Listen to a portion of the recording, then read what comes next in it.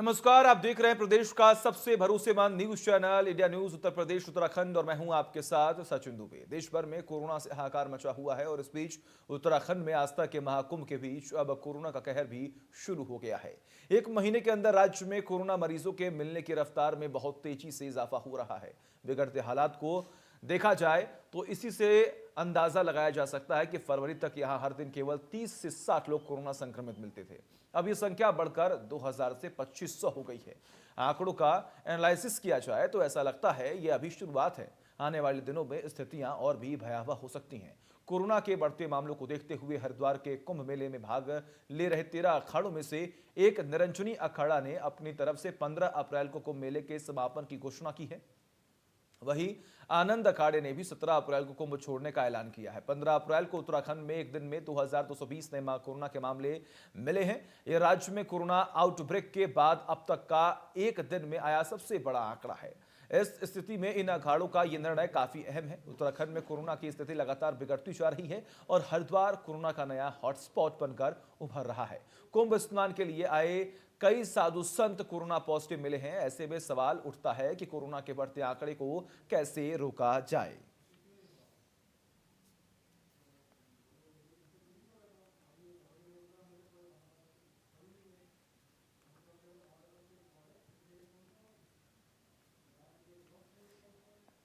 तो अखाड़ों के फैसले के बाद अब क्या कुछ आने वाले वक्त में होगा, ये देखना भी बेहद दिलचस्प होने वाला है।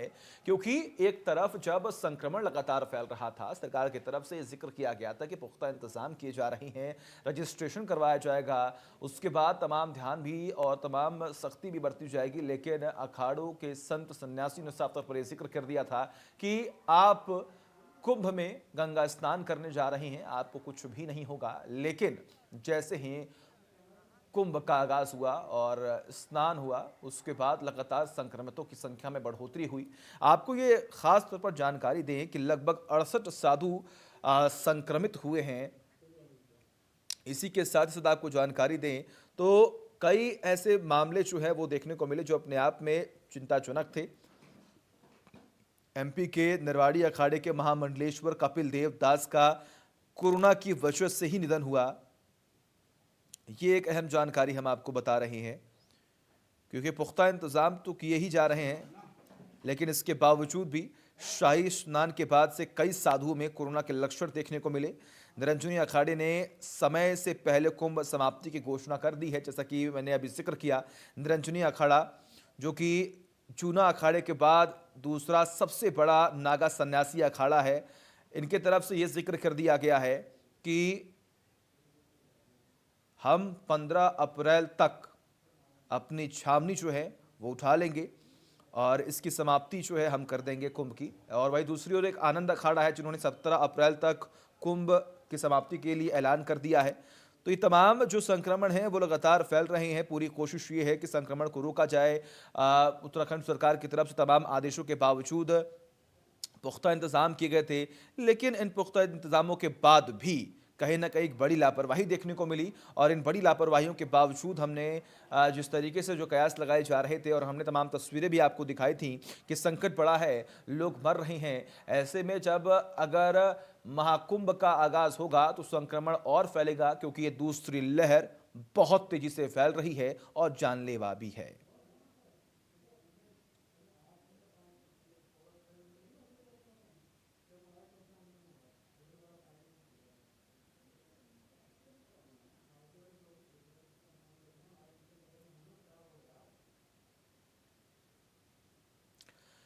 तो हरिद्वार कुंभ मेलाधिकारी की तरफ से लगातार ये आदेश दिए जा रहे थे। ये कहा जा रहा था कि घाटों पर सामाजिक दूरी का पालन मुश्किल है, बन सकते हैं भगदड़ के हालात। ये भी साफ तौर पर जिक्र किया गया था।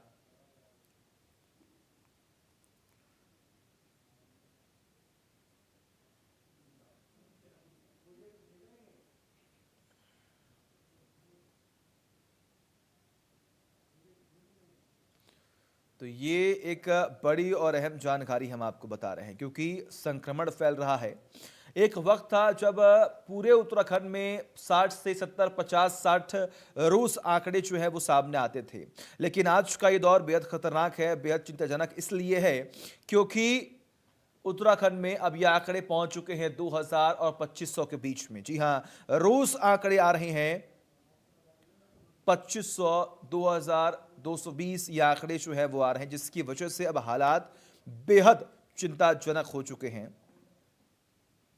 ये एक अहम जानकारी हम आपको बता रहे हैं, इसीलिए लगातार इंडिया न्यूज उत्तर प्रदेश उत्तराखंड आप सबसे यही अपील कर रहा है कि सावधानी बरतें, क्योंकि अगर आप सुरक्षित रहेंगे तो देश सुरक्षित रहेगा, और अगर कोई भी लापरवाही बरती गई तो संक्रमण बहुत तेजी से फैलेगा।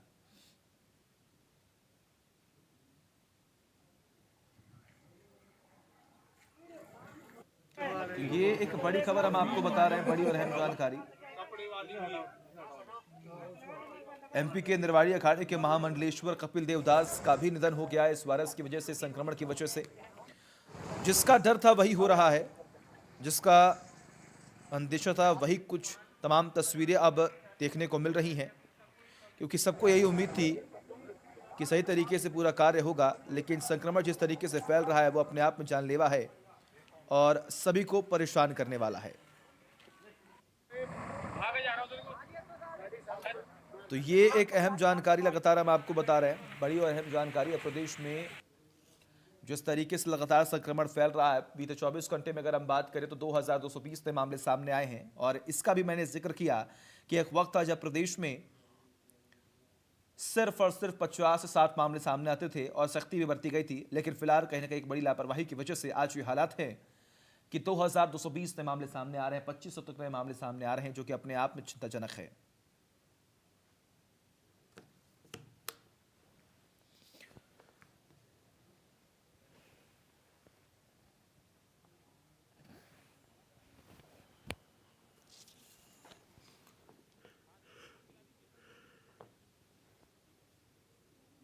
आपको ये जानकारी दें कि महाकुंभ में अभी तक अखिल भारतीय अखाड़ा परिषद के अध्यक्ष महंत नरेंद्र गिरी समेत करीब 12 संत संक्रमित आ चुके हैं।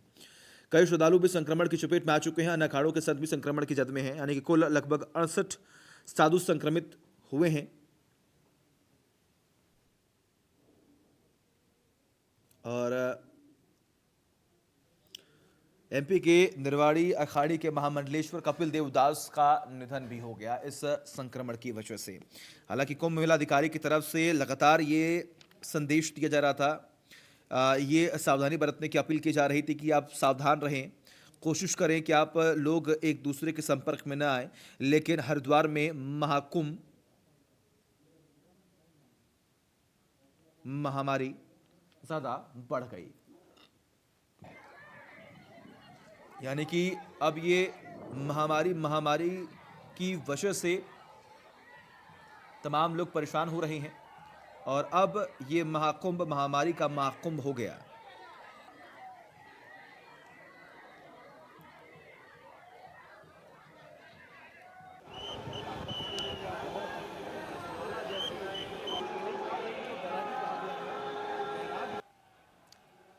कोरोना के बढ़ते आंकड़ों को कैसे रोका जाए, एक बड़ा सवाल ये है।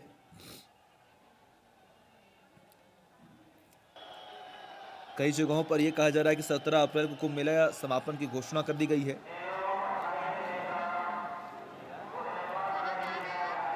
तमाम जगहों पर नाइट कर्फ्यू का ऐलान कर दिया गया है। सावधानी बरती जा रही है, संक्रमण न फैले इसके लिए पूरी कोशिश की जा रही है। लोगों को जागरूक किया जा रहा है, चालान काटे जा रहे हैं, नई नई गाइडलाइंस जारी करती जा रही है, रूल्स एंड रेगुलेशन को बदला जा रहा है। लेकिन वहीं दूसरी ओर महाकुंभ का आगाज हुआ और एक तरफ संक्रमण बहुत तेजी से फैलने लगा है। हमने आपको तस्वीरें भी दिखाई हैं किस तरीके से देश के अलग अलग कोने से लोग हरिद्वार पहुंचे थे शाही स्नान के लिए, लेकिन आज महाकुंभ की वजह से आज ये महामारी बहुत तेजी से फैल रहा है। लोग परेशान हो रहे हैं। वो साधु संत जो लगातार प्रदेश के अलग अलग कोने से यहां पर आए थे, देश के अलग अलग कोने से आए थे, अब वो भी कोरोना के जद में आ चुके हैं।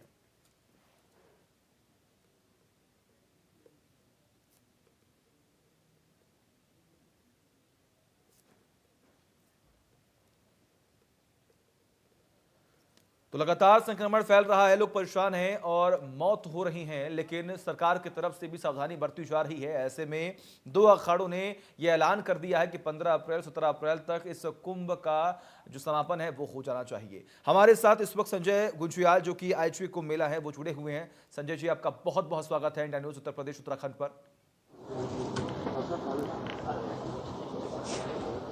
धन्यवाद।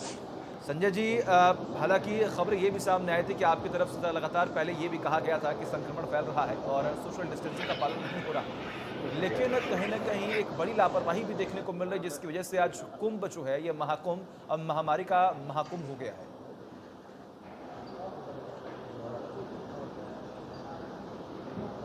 आपकी वॉइस में काफ़ी डिस्टरबेंस होने की वजह से बहुत क्लियर नहीं हो पा रहा है। एक मेन जो क्वेश्चन का क्रक्स आप थोड़ा सा जस्ट बता देंगे? संजय जी, इस बार का महाकुंभ जो है वो महामारी का महाकुंभ हो गया है। आपको मेरी आवाज मिल रही है? जी, अभी मैं सुन पाया थोड़ा सा। जी संजय जी, सवाल मेरा आपसे यहाँ पर ये है कि संक्रमण फैल रहा है, आखिर इन संक्रमणों को कैसे रोका जाएगा? क्योंकि एक तरफ महाकुंभ का आगाज हो चुका है, देश दुनिया से अलग अलग जगहों से तमाम साधु संत यहाँ पर पहुंचे हुए हैं।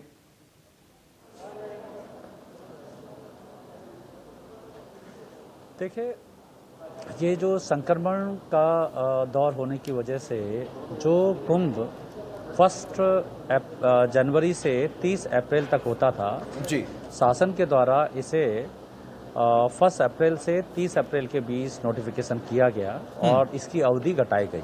जी, ये पहली बार ऐसा कुंभ था जिसमें कि जो फर्स्ट शाही स्नान है उसे कुंभ अवधि के दौरान नहीं था, जो महाशिवरात्रि का पहला शाही स्नान है। और इस पूरे कुंभ मेले को किस तरह से आयोजित किया जाएगा, इसके लिए भारत सरकार के द्वारा भी एक डिटेल में एसओपी जारी किया गया था।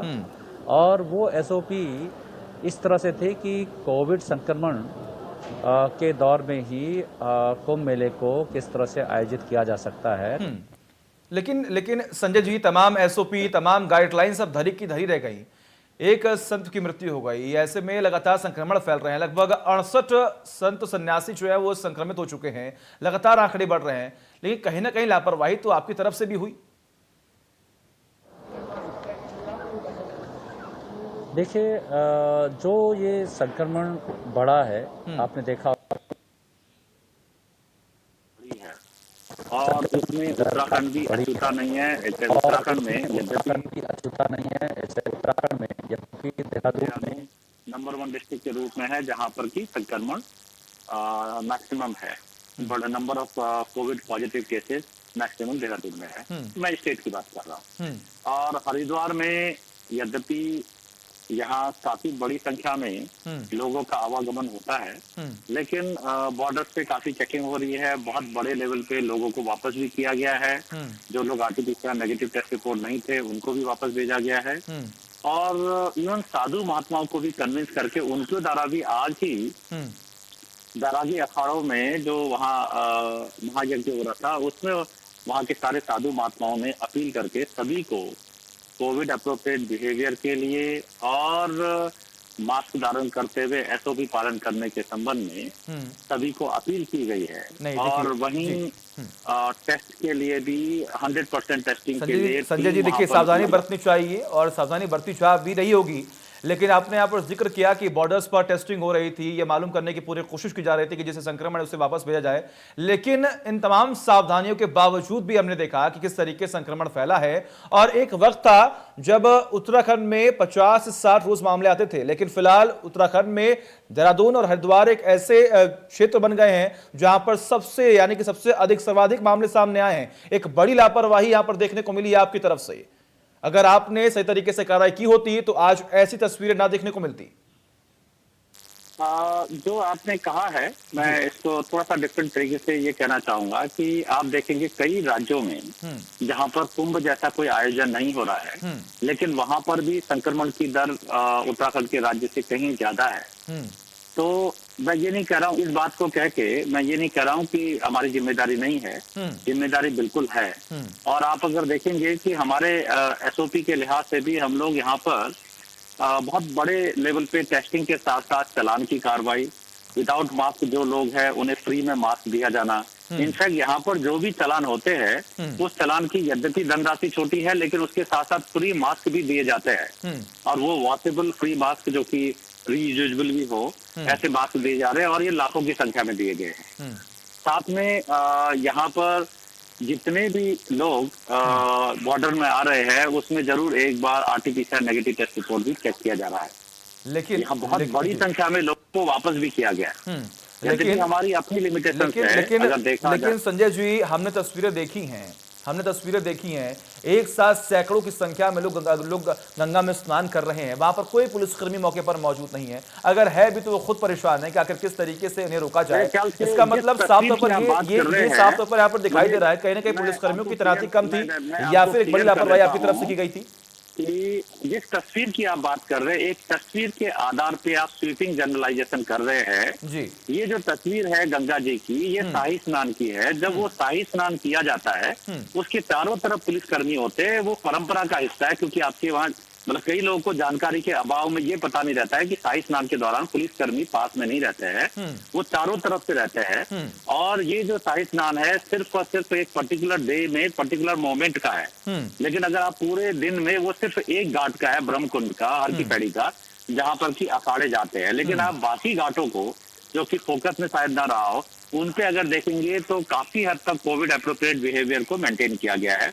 जिस फोटोग्राफ या वीडियो की आप बात कर रहे हैं वो शाही स्नान के है, लेकिन उसके अलावा जो बाकी दिन है उन दिनों को अगर आप देखेंगे तो प्रैक्टिकली जितना हमसे हो सकता था उतना किया गया है।